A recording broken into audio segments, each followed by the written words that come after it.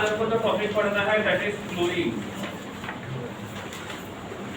इसको आप डाइक्लोरीन भी बोल सकते हो और इसका मॉलिक्यूलर फॉर्मूला रहेगा CH2। 7.19 होगा शायद टेक्स्ट बुक में, 7.19 क्या होगा, 7.19। ठीक है, नहीं फिर शुरू नहीं होगा, एंड तक फैन बंद कर दो, अच्छा रहेगा।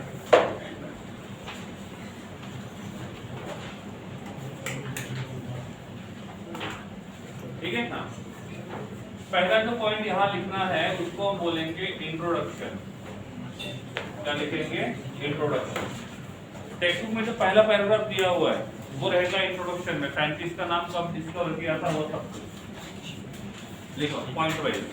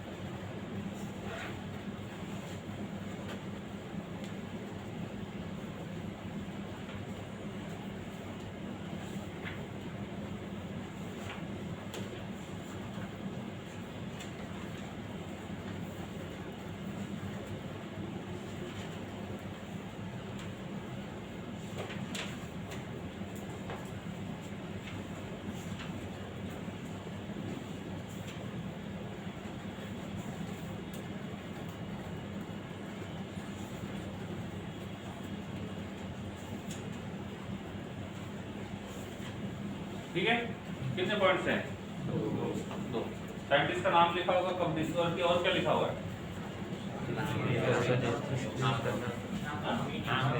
उसका नाम क्यों ये है वो लिखा होगा, और डिस्कवर किया, दूसरे ने नेचर में।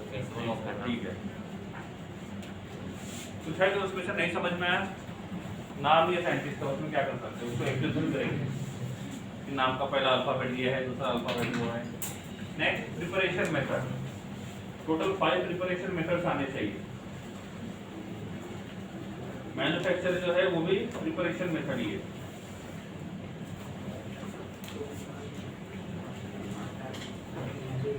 प्रिपरेशन मेथड, टोटल मेथड फिर 5, ओनली रिएक्शन, और इफ किसी रिएक्शन का नेम दिया हुआ है तो वो नेम लिखना है।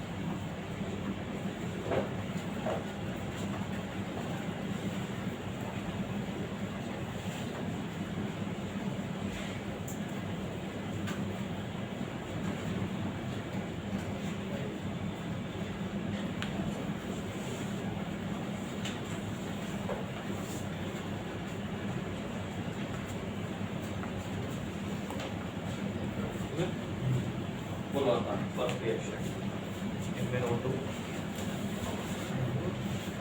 MnO2 plus 4HCl 4HCl MnCl2 plus Cl2 plus 2H2O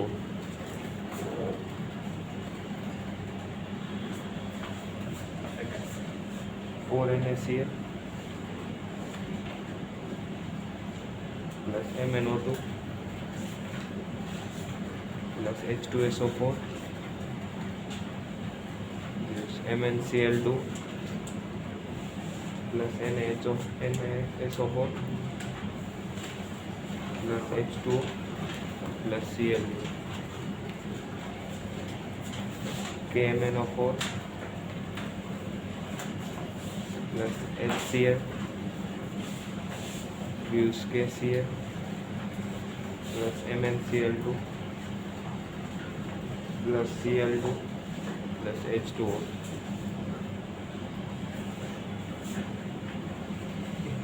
HCl plus O2 gives Cl2 plus H2O electrolysis of NaCl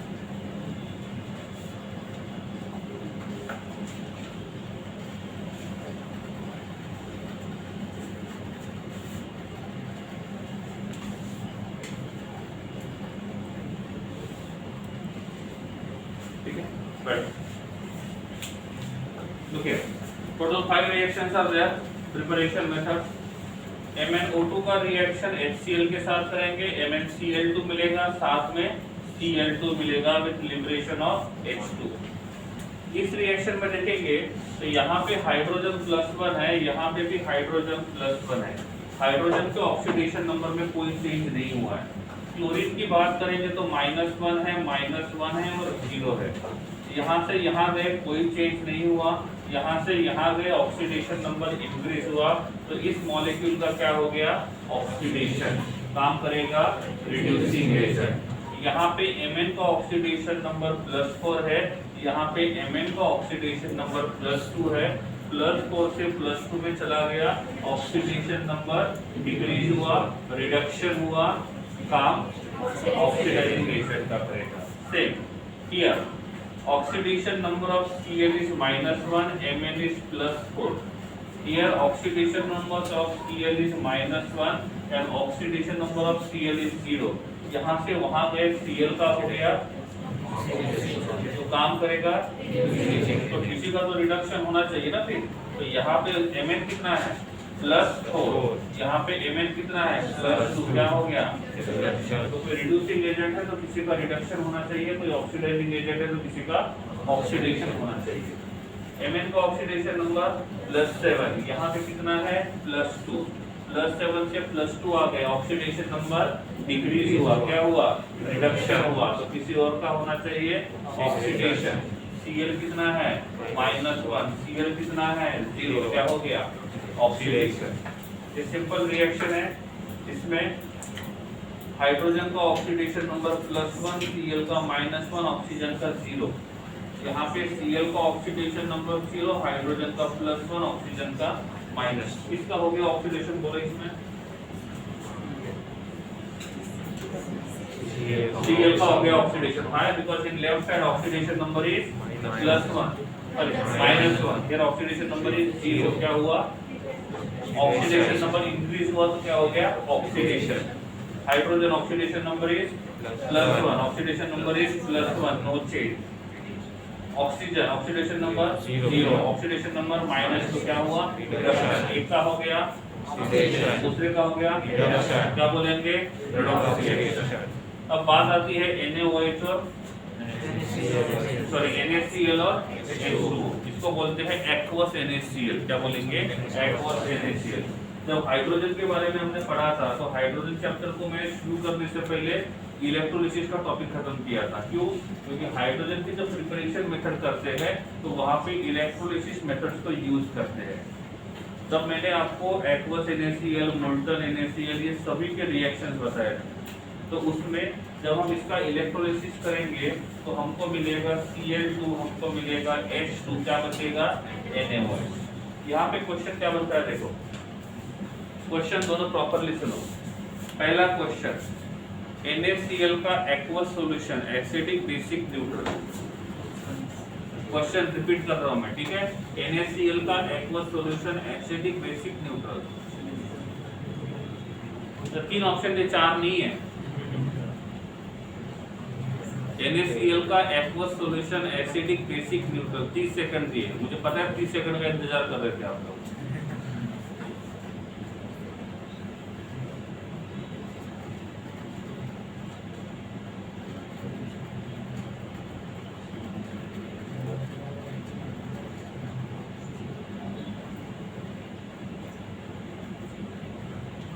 ठीक है, बोलो राज।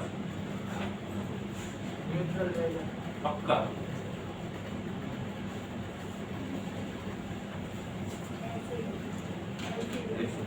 आपने सिर्फ दिव्या, किसका नाम है? तो आपका सरनेम और दूसरे दिया, आपका नाम विश्वा। अब बैठो। क्वेश्चन था NaCl का एक्वस सॉल्यूशन, इसका मतलब NaCl को पानी में डालेंगे, तो ये लो पानी, तो क्या मिलेगा NaOH, साथ में मिलेगा HCl। ये ठहरा स्ट्रॉन्ग बेस और ये ठहरा स्ट्रॉन्ग एसिड। जब दोनों के दोनों स्ट्रॉन्ग रहेंगे तो उसको मार डालेंगे, तो बचा कुछ नहीं, मतलब solution will be clear. Okay, अब सेकंड क्वेश्चन, एक्वस NaCl का सॉल्यूशन, या तो NaCl को वाटर में ऐड किया और फिर उसका इलेक्ट्रोलिसिस किया। रिपीट करता हूं फिर से मैं, NaCl को पानी में ऐड किया और फिर उस सॉल्यूशन का हमने इलेक्ट्रोलिसिस किया, तो यहाँ से मिलने वाला सॉल्यूशन कैसा रहेगा? Acidic basic neutral. Question repeat करना है, समझ गया? रिपीट करना है। NaCl को पानी में डाला, NaCl का एक्वस सॉल्यूशन बन गया, और ये जो NaCl का एक्वस सॉल्यूशन बन गया है, इसका करेंगे इलेक्ट्रोलिसिस। तो इलेक्ट्रोलिसिस करने के बाद जो सॉल्यूशन बचेगा, जिंदा बचेगा, वो एसिडिक रहेगा, बेसिक रहेगा या न्यूट्रल रहेगा। ठीक है, इससे ज्यादा क्वेश्चन को एक्सप्लेन नहीं कर सकता।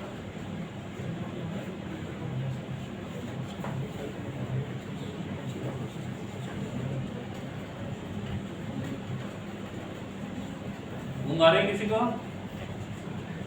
एंटी ऊँग टैबलेट भी है, 10 मिनट खड़े रहो बस। बोलिए देवर।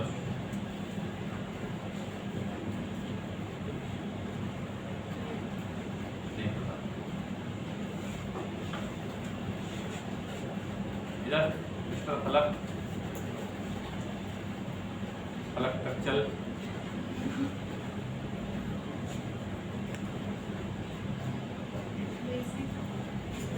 पक्का? कैसे पता चला? अरे लिखा तो है यहाँ पे रिएक्शन। बैठो। NaCl और वाटर को मिक्स किया, उसका इलेक्ट्रोलिसिस किया, तो यहाँ पे एक मिलेगा H2 गैस, दूसरा मिलेगा Cl2 गैस, तो क्या बचा? अब सॉल्यूशन में तो बस NaOH ही बचा ना, और NaOH क्या है? तो क्या बनेगा? Basic solution. समझ में आ गया? बात वही है, क्वेश्चन दो अलग अलग बन गए। कौन सा? NaCl का एक्वस सॉल्यूशन कैसे रहेगा, या तो NaCl का एक्वस सॉल्यूशन का इलेक्ट्रोलिसिस करेंगे तो सॉल्यूशन कैसे रहेगा? ये वाला सॉल्यूशन रहेगा न्यूट्रल, बट ये वाला सॉल्यूशन रहेगा बेसिक। कब की हुआ कैसे अभी बताया, नहीं समझा? जो ले एक बार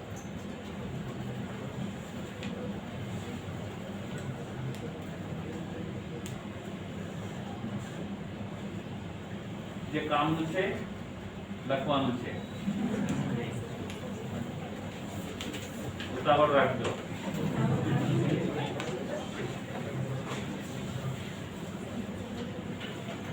गुजराती समझ में आती है ना?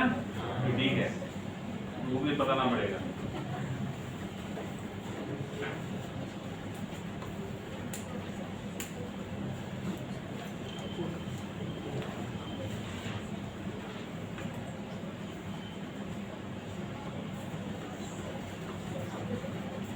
Question repeat.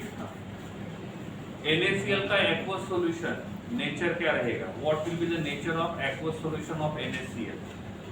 Second question, after the electrolysis of aqueous solution of NaOH what will be the nature? English में ऐसे ही बोलते हैं।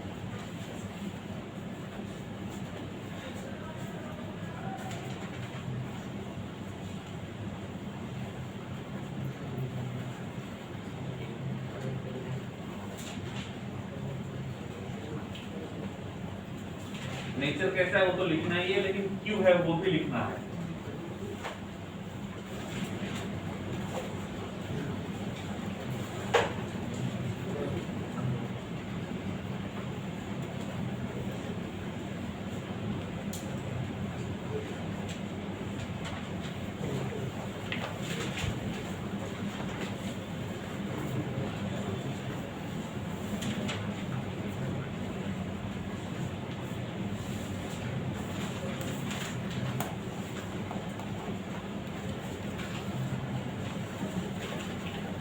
ठीक है, नेक्स्ट इंट्रो हो गया, प्रिपरेशन। Next physical properties. एक ही पैराग्राफ है, छोटा सा, पॉइंट वाइज लिखना है।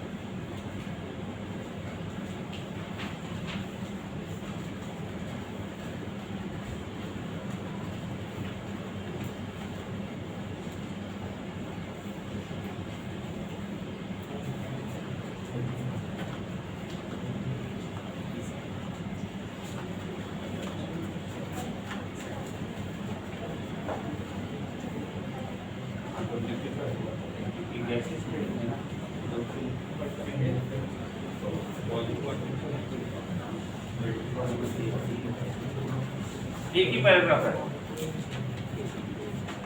कितने 4-5 पॉइंट बन गए? 5 बनेंगे।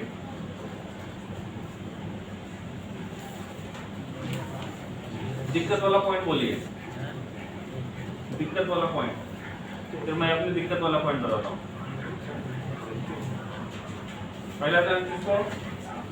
आप लोगों को। ठीक है, पूछो।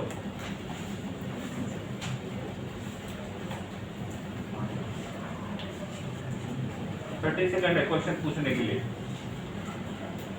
आप तो ऐसे शांत बैठोगे तो हम कब तक इंतजार करेंगे?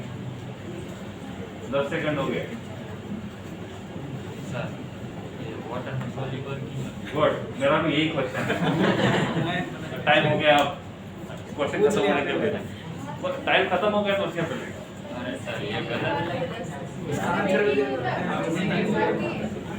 अरे बोला था 10 सेकंड हो गए, टाइम खत्म हो गया, ऐसा बोला मैंने। 30 बोला था, डिस्काउंट के साथ था। चलो रीजन देखते हैं। यहाँ पे जो H2O है ये पोलर है, और जब ये पोलर होगा तो इसके बीच में जो फोर्स ऑफ अट्रैक्शन होता है वो होता है डाइपोल डाइपोल। क्या होता है? Dipole dipole. ये सिर्फ क्लोरीन के लिए नहीं है, ये उन सभी नॉन पोलर गैस के लिए है जो वाटर में थोड़े से सोल्यूबल होते हैं। उन्होंने लिखा हुआ है सोल्यूबल है, तो 2 रीजन। पहली बात तो ये वाटर के साथ रिएक्शन करता है, दूसरी बात ये वाटर के साथ जो इंटरेक्शन करता है उसके वजह से गैस कोई भी रहे, नाइट्रोजन रहे, ऑक्सीजन रहे या क्लोरीन रहे, वाटर में सोल्यूबल होती है लेकिन कम क्वांटिटी में। रीजन इज दैट ये डाइपोल है। अब यहाँ पे जो नॉन पोलर है हमारा कौन? Cl2। तो ये है Cl2 नॉन पोलर। ठीक ठीक है, कैसा है, नॉन पोलर। देखो यहाँ मैंने लिखा H और H, तो ये ऐसे रहेगा, दिस इज इलेक्ट्रॉन क्लाउड, क्या रहेगा, इलेक्ट्रॉन क्लाउड। जब मैं यहाँ पे H और Cl का स्ट्रक्चर ड्रॉ करूंगा तो इसका इलेक्ट्रॉन क्लाउड ऐसा होना चाहिए, ठीक है। बट इन रियलिटी HCl का जो इलेक्ट्रॉन क्लाउड होता है वो ऐसा होता है,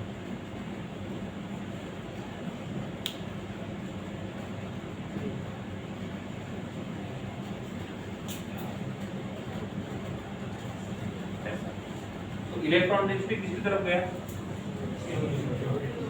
क्लोरीन की तरफ, तो इसके ऊपर चार्ज आता है, इसके ऊपर, और ये पहले से होता है और इसलिए इसको बोलते हैं डाइपोल,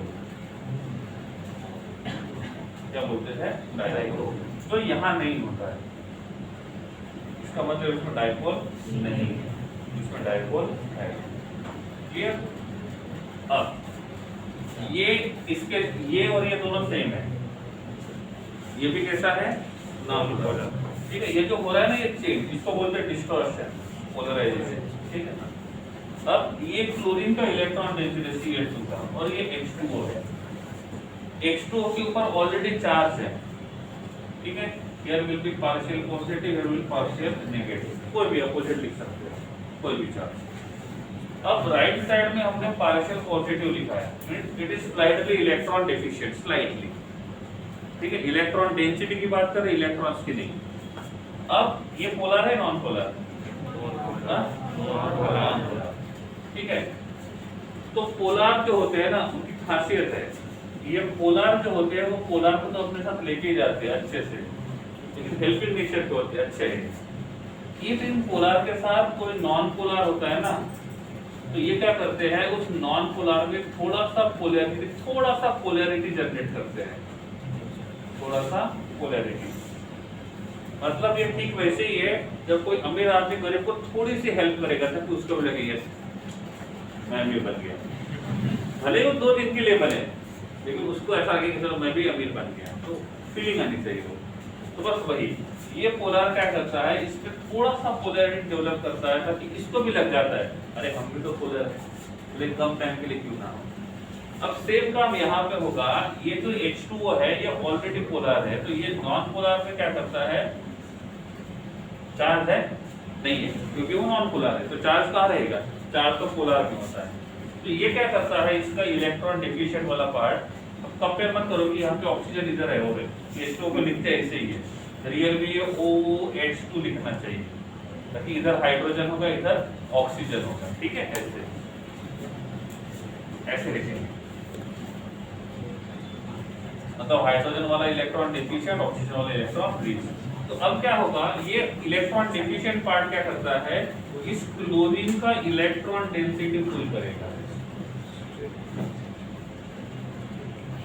क्लोरीन का इलेक्ट्रॉन डेंसिटी पुल करेगा। तो इधर कौन गया, इलेक्ट्रॉन डेंसिटी, न्यूक्लियस जहां पे था वहीं पे रहेगा। पहले न्यूक्लियस जो था वो इलेक्ट्रॉन से कवर्ड था, तो उसके ऊपर कोई चार्ज नहीं आ रहा था।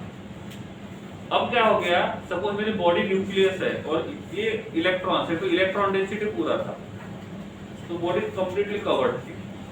अब इलेक्ट्रॉन डेंसिटी इस साइड में जा रहा है, मतलब ऐसा हो गया, इलेक्ट्रॉन डेंसिटी इधर और न्यूक्लियस यहाँ पे, तो इधर खींच रहा है।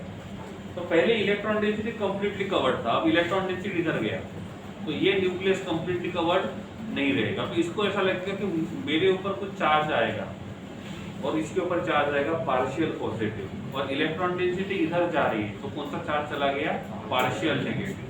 तो इसके ऊपर चार्ज आएगा पार्शियल पॉजिटिव, और इधर इलेक्ट्रॉन डेंसिटी कहेंगे, इसके ऊपर चार्ज आएगा पार्शियल नेगेटिव। पहले ये कैसा था, नॉन पोलर, मतलब उसके अंदर डाइपोल था क्या, नहीं था। अब पोलर उसके बाजू में आ गया, गरीब आदमी के घर अमीर आदमी आ गया, उसने 100-200 रुपए क्या दे दिया, तो वो खुद को अमीर समझ में लग गया, तो यही हुआ इसके साथ। इसके अंदर डाइपोल था, उसके बाजू में पोलर आया, डाइपोल बन गया, इंड्यूस्ड हुआ, इसलिए इसको बोलते हैं इंड्यूस्ड डाइपोल। तो जिस मॉलिक्यूल के पास डाइपोल नहीं था, उस मॉलिक्यूल के ऊपर डाइपोल जनरेट होता है, डेवलप होता है, इंड्यूस्ड होता है, उसको बोलते हैं इंड्यूस्ड डाइपोल। तो अब ये पार्शियल पॉजिटिव पार्शियल नेगेटिव एक दूसरे को अट्रैक्ट करेंगे। तो यहाँ पे इंटरेक्शन कौन सा हुआ? Dipole induced dipole. और इस इंटरेक्शन की वजह से कुछ नॉन पोलर गैस जो होते हैं ये वाटर में थोड़े से सोल्यूबल होते हैं। समझ में आ गया? नहीं समझा? क्लियर है? लिखोगे जो समझा है वो। बाकी कोई रीजन लिखना ब्रैकेट में, due to dipole induced dipole interaction. I think हमने गैसियस स्टेट में पढ़ा था 11th में।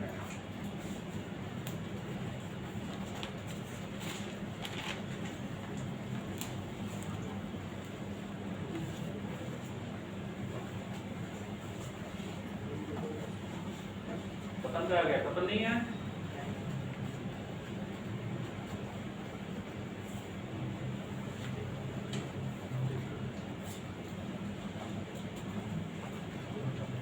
और बोलिए फिजिकल प्रॉपर्टी में सिंपल रीजन लिख दो कि क्या तो 11th में पढ़े थे,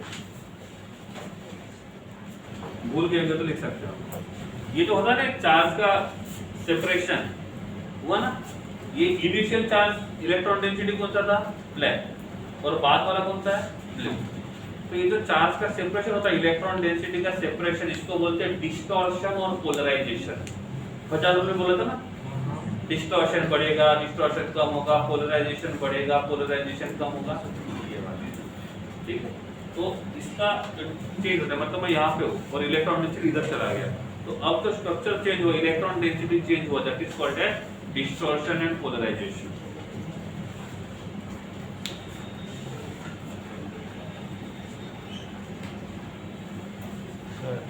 स्मॉल अमाउंट में ही सोल्यूबल होगा। हाँ, स्मॉल अमाउंट। डन? और बोलिए, मेरा डाउट वाला पॉइंट तो हमने ले लिया, बता के रखा था, मैंने पूछूंगा करके। नेक्स्ट टाइम टाइम कम देना पड़ेगा, 5 सेकेंड। डन? ये कहते हैं physical properties. Next is chemical reaction. Text निकालो और हाथ में पेंसिल रखो।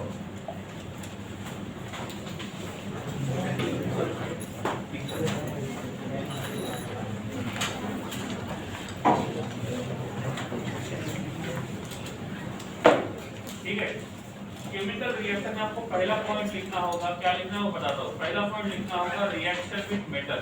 ठीक है, टेक्स्ट बुक में ध्यान रखो।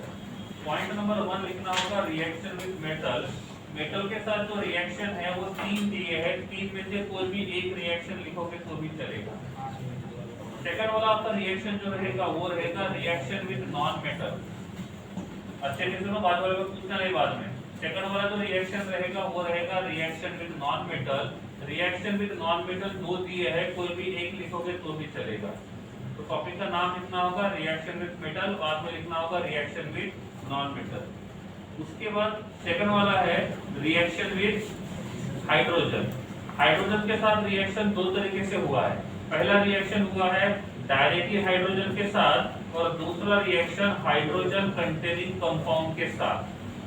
3 रिएक्शन, 3 में से पहला रिएक्शन देखो, डायरेक्टली हाइड्रोजन के साथ रिएक्शन किया है, तो दूसरा रिएक्शन हाइड्रोजन कंटेनिंग कंपाउंड के साथ किया है। ठीक है, वही लिखना है, तीसरा वाला लिखने की जरूरत नहीं है। उसके बाद वाला जो रिएक्शन है उसमें रिएक्शन में रिएक्टेंट तो सेम है दोनों में, लेकिन कंडीशन अलग अलग है। एक में कोल्ड और डाइल्यूट है, दूसरे में हॉट और कॉन्सेंट्रेटेड है, तो मिलने वाला प्रोडक्ट अलग अलग है। ऐसे रिएक्शंस के ऊपर एमसीक्यू बनता है नॉर्मली, ध्यान रखना ऐसे रिएक्शन की तरफ। ठीक है, उसके बाद उसके नीचे ब्लीचिंग पाउडर का कंपोजिशन दिया है, वो लिख लेना है। आफ्टर दैट उसके नीचे क्लोरीनेशन दिया हुआ है हाइड्रोकार्बन पे। 2 रिएक्शन दिए हैं, कोई एक रिएक्शन लिखोगे तो भी चलेगा, कोई भी एक रिएक्शन लिखोगे तो भी चलेगा। ठीक है, उसके नीचे कुछ कंपाउंड दिए हैं, उस कंपाउंड के साथ रिएक्शन है, कोई भी 2 लिखोगे तो भी चलेगा। सबसे लास्ट में जो रिएक्शन दिया हुआ है वो मैंने पहले बताया था, वाटर के प्यूरिफिकेशन के लिए क्लोरीन गैस को यूज करते हैं।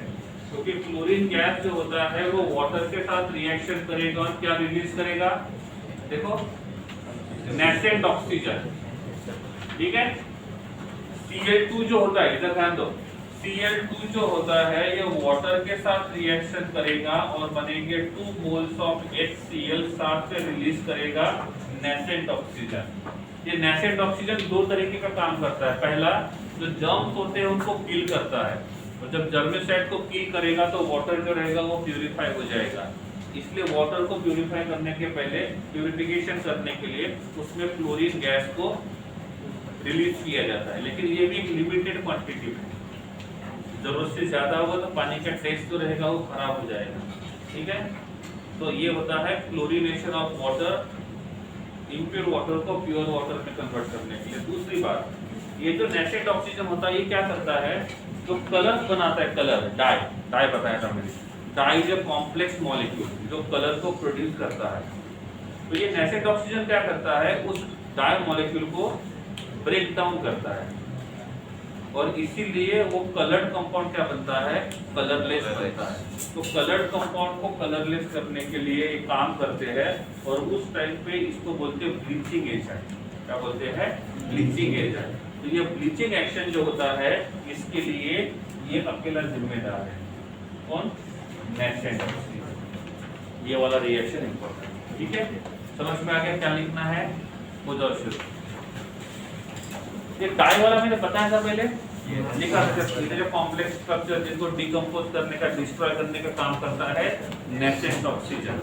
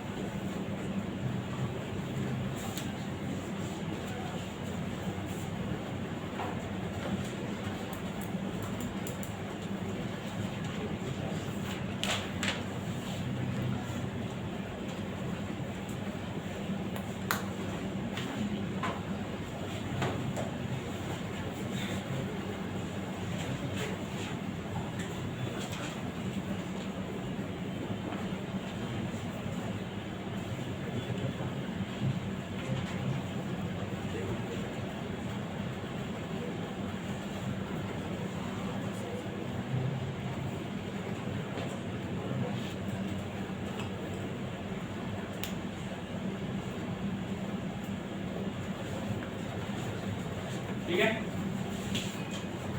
Perchloric acid, perchlorate, chloric acid, chlorate, chlorous acid, chloride, hypochlorous acid, hypochloride.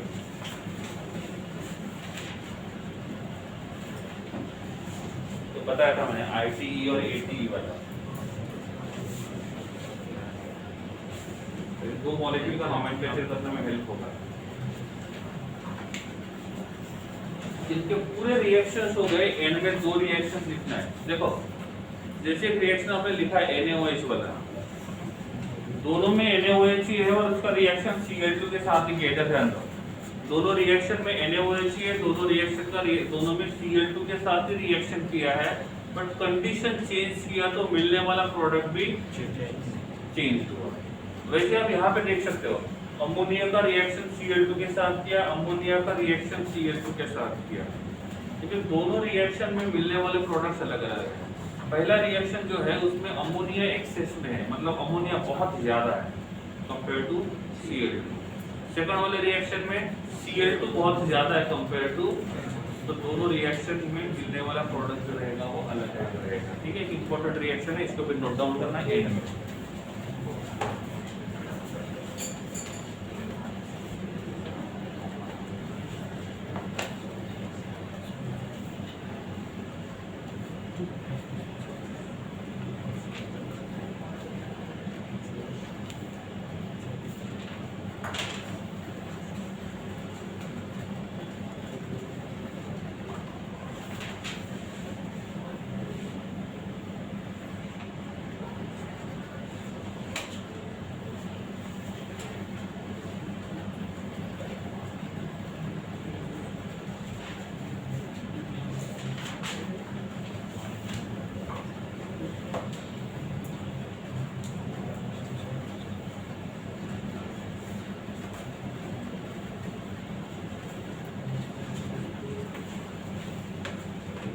मतलब ये Cl2 मेटल के साथ रिएक्शन करता है, नॉन मेटल के साथ रिएक्शन करता है, एसिड के साथ रिएक्शन किया है, हाँ, बेस के साथ रिएक्शन किया हुआ है, NaOH है ना बेस, अमोनिया भी बेस है, उसके बाद वाटर के साथ भी रिएक्शन किया हुआ है, और कॉम्प्लेक्स मॉलिक्यूल के साथ भी रिएक्शन किया हुआ है, मतलब क्लोरीन जो रहेगा वो हर टाइप के मॉलिक्यूल के साथ नॉर्मली रिएक्शन कर सकता है। ठीक है, क्लियर है?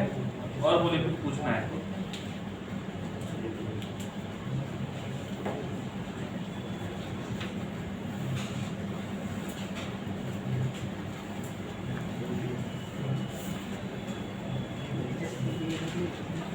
Next uses of chlorine, next page के ऊपर है uses of chlorine. NH4Cl, NH4Cl is present in the form of salt. Here NH4 plus, here will be Cl minus. It is present in the form of salt always. इनके बीच में direct bond नहीं रहेगा, वो charge जो रहेगा वो मतलब ये भी आयन आयन इंटरेक्शन, विच आयन इंटरेक्शन, एक आयन और दूसरे आयन के बीच का इंटरेक्शन। यूजेस ऑफ क्लोरीन,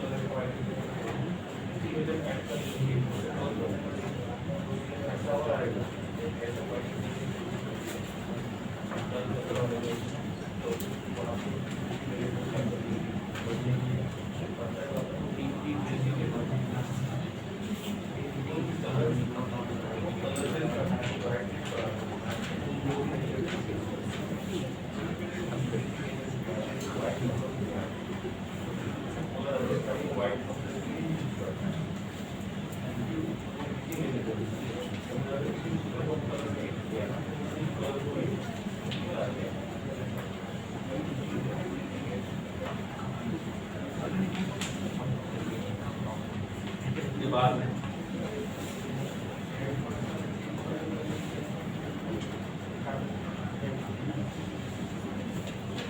और तरीके का है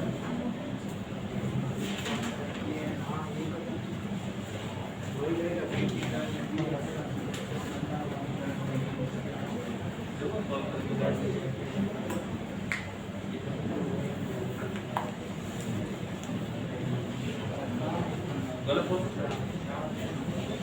आंसर इज टेंटेटिव, आंसर की जहाँ पे भी जिस भी क्वेश्चन में डाउट होता है आप एक बार एनसीईआरटी को रेफर कर लेना और उसके हिसाब से आंसर ठीक कर लेना, ठीक है। चैप्टर खत्म होने के बाद इसका डाउट देख लेंगे। बोलो यूजेस में क्या नहीं समझा? उसमें लिखा होगा पेपर पल्प या तो कॉटन इंडस्ट्री में यूज होता है। नॉर्मली तो पेपर बनता है या तो जो कॉटन बनते हैं वो डल कलर के होते हैं और डल कलर को कोई खरीदना नहीं चाहता है, तो उस डल कलर का कलरनेस मतलब उसका ब्राइटनेस बढ़ाने का काम करता है ब्लीचिंग एजेंट। तो वहां पे हम लोग इसको यूज कर सकते हैं। और वो सब तो रिएक्शन थी। गोल्ड का हम लोग पढ़ ही लेंगे, मेटलर्जी। कुछ नया है तो बोलो उसमें।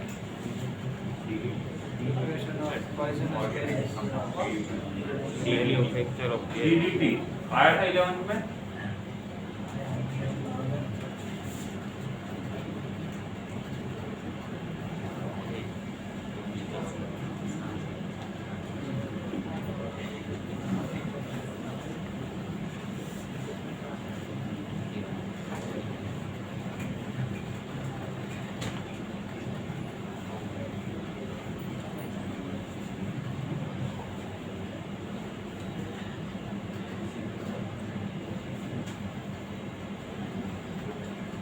सही है, DDT का स्ट्रक्चर देखो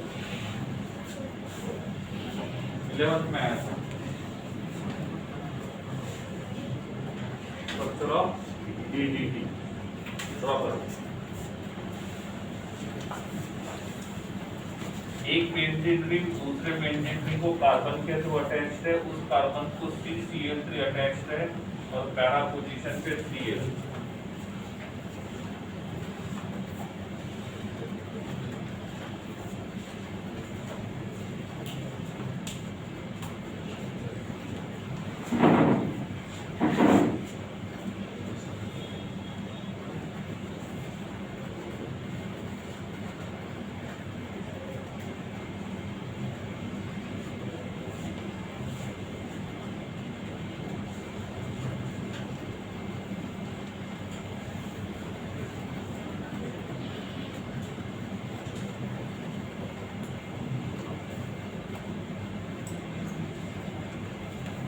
और बोलिए, मस्टर्ड गैस का वगैरह फॉर्मूला याद रखना है। और चीज मस्टर्ड गैस और ईयर गैस, इनका फॉर्मूला याद रखना है।